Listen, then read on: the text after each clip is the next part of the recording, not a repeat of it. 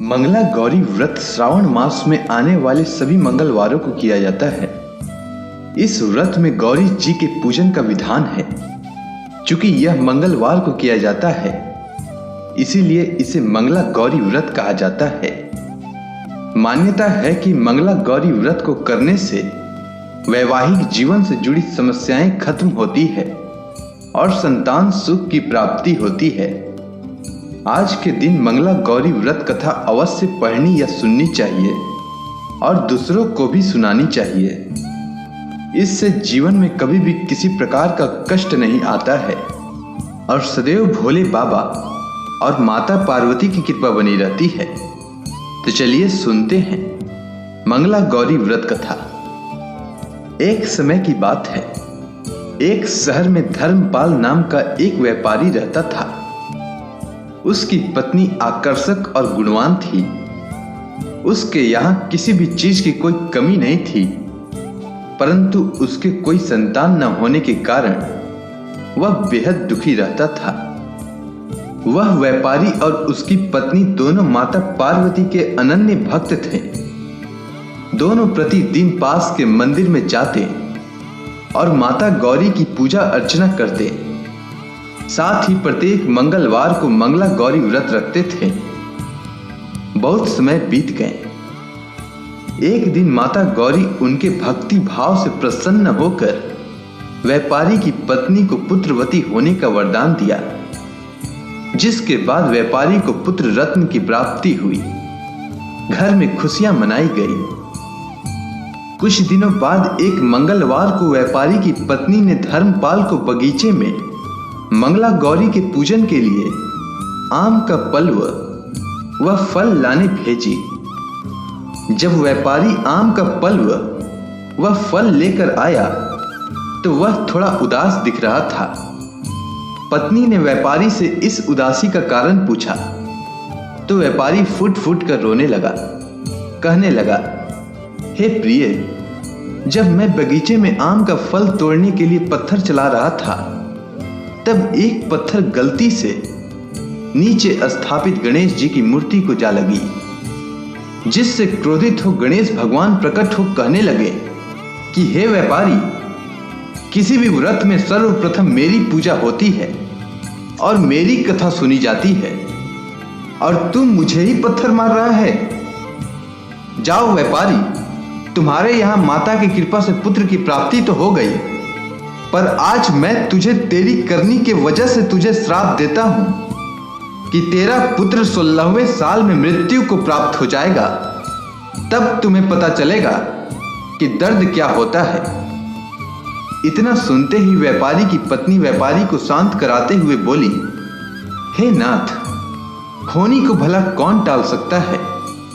माता गौरी की कृपा से हमें पुत्र की प्राप्ति हुई है और वही हमारे पुत्र की रक्षा का रास्ता दिखाएंगे। भरोसा रखिए, और आज खुशी का दिन है तो खुशी मनाइए, बाकी सब माता गौरी पर छोड़ दीजिए।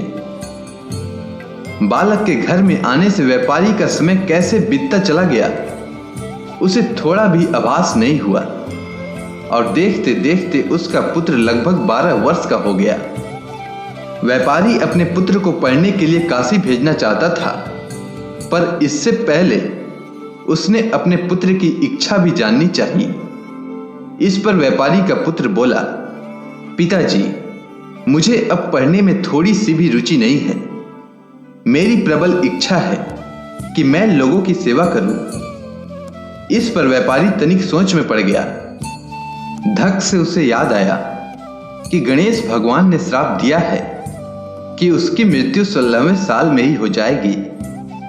इस तरह से तो मेरे पुत्र का शेष आयु सिर्फ 4 साल ही बचे हैं, तो क्यों न इसकी खुशी जिसमें है वही किया जाए। यह सोचकर वह पुत्र से पूछा, तो बताओ पुत्र, मैं तुम्हारे लिए क्या कर सकता हूं। तब बालक ने कहा, हे पिताजी, आप मेरे लिए चौराहे पर 2 घड़े पानी और कुछ मीठा रखवा दीजिए, और मैं आते जाते सभी राहगीरों को मीठा खिलाकर पानी पिलाने का काम करूंगा। इतना सुनते ही व्यापारी ने तत्काल इसका प्रबंध करवा दिया। और फिर क्या था, बालक चौराहे पर बैठकर आते जाते राहगीरों को रोजाना पानी पिलाता और सभी राहगीर पानी पीने के बाद उसे युग युग जीने का आशीर्वाद देते। 16वां साल पूरा होने वाला था कि उसी रास्ते से देवर्षि नारद जी साधारण साधु के वेश में गुजर रहे थे। तभी बालक की नजर उन पर पड़ी। बालक दौड़कर उनके निकट पहुंचा और उनसे बोला, हे साधु महाराज, तनिक मुझे भी अपनी सेवा करने का मौका दीजिए। नारद जी बालक के करुण स्वर को सुनकर बहुत प्रभावित हुए और बालक के द्वारा दिए गए गुड़ को खाकर पानी पिए और उनके मुख से भी युग युग जीने का आशीर्वाद निकल गया। तभी उनके दिमाग में आया कि यमलोक गए काफी समय हो गया है, तनिक उधर का भी खबर ले लिया जाए। इतना सोचते ही नारद जी यमलोक के लिए प्रस्थान हो गए। वहां जाने के बाद देखते हैं कि यमराज जी महाराज कहीं प्रस्थान करने वाले हैं। तभी उनसे रहा नहीं गया, उन्होंने पूछ ही डाला कि महाराज, लगता है आप कहीं जाने के लिए तैयार हैं। इस पर यमराज जी बोले कि हाँ मुनिवर, आप बिल्कुल ठीक समझे। मैं पृथ्वी लोक पर एक बालक के प्राण हरने जा रहा हूं। तभी नारद जी ने पूछा, बालक, इतनी कम उम्र में भला ओ क्यों? क्या उसका प्राण हरना इतना आवश्यक है? तब यमराज जी ने बताया कि एक व्यापारी का पुत्र है जो कि भगवान गणेश द्वारा श्रापित होने के कारण अल्प आयु है और उसकी मृत्यु 16वें साल में निश्चित है और आज उसका 16वां साल पूरा होने वाला है। पर आज भी वह बालक अपने मृत्यु से बेखबर राहगीरों को मीठा खिला रहा है और पानी पिलाकर उनकी सेवा कर रहा है। इतना सुनते ही नारद जी का माथा ठनका और बोले, आप कहीं व्यापारी धर्मपाल के पुत्र के बारे में तो नहीं कह रहे हैं? तब यमराज जी ने कहा कि आप बिल्कुल ठीक समझ रहे हैं महर्षि नारद। इतना सुनते ही नारद जी ने कहा, यह तो असंभव है महाराज।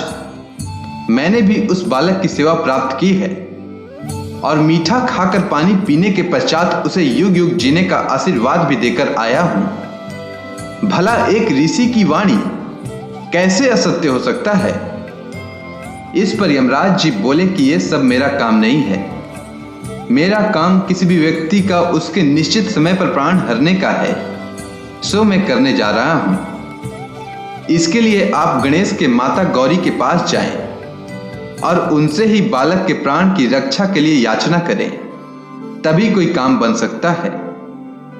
इतना सुनते ही नारद जी दौड़े दौड़े कैलाश पर माता गौरी के पास पहुंच गए और देखा कि वहां स्वयं भगवान शिव और गणेश जी भी बैठे हुए हैं। इसके बाद नारद जी ने सारा वृतांत कह सुनाया।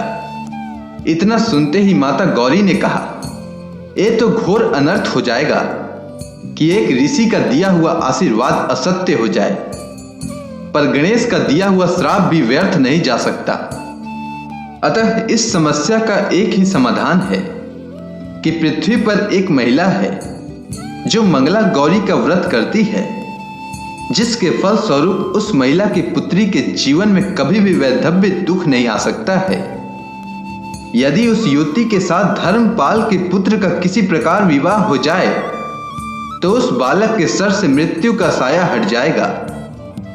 इतना सुनते ही गणेश भगवान मंद मंद मुस्कुराते हुए माता गौरी से बोले, आप धन्य हैं माता। किसी के प्राण कैसे रक्षा करनी है यह कोई आपसे सीखे। और अपने स्थान से उठकर गणेश भगवान माता गौरी के चरणों में सर झुकाया। फिर क्या था, नारद जी ने व्यापारी के पास जाकर उसके पुत्र के प्राण की रक्षा का उपाय बताया और फिर व्यापारी ने आनंद फानन में उसने अपने पुत्र का विवाह उस युवती के साथ कर दिया और इस प्रकार माता गौरी की कृपा से व्यापारी का पुत्र दीर्घायु हो गया। अगर आपको यह कथा अच्छी लगी हो तो कमेंट सेक्शन में जय मां गौरी लिखना न भूलें। धन्यवाद।